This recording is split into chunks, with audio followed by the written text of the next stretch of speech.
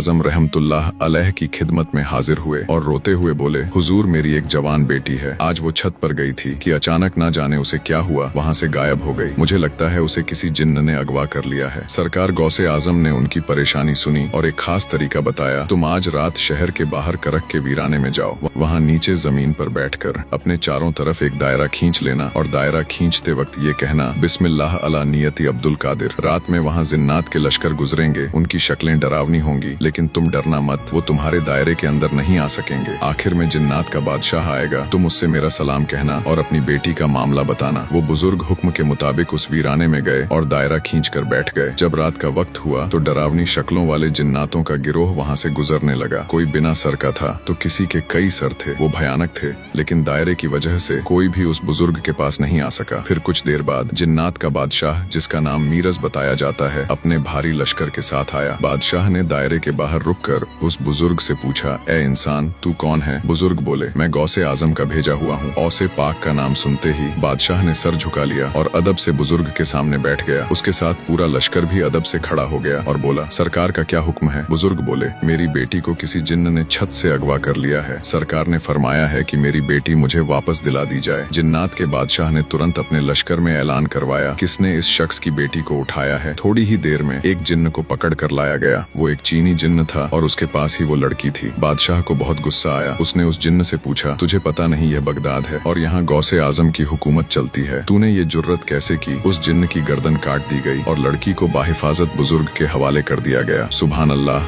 गौसे आजम का वो मर्तबा है जहाँ जिन्नात भी थर थर कांपते हैं। दोस्तों, अगर आप भी गौसे आजम के सच्चे दीवाने हैं तो दिल से लिखिए, या गौसे आजम।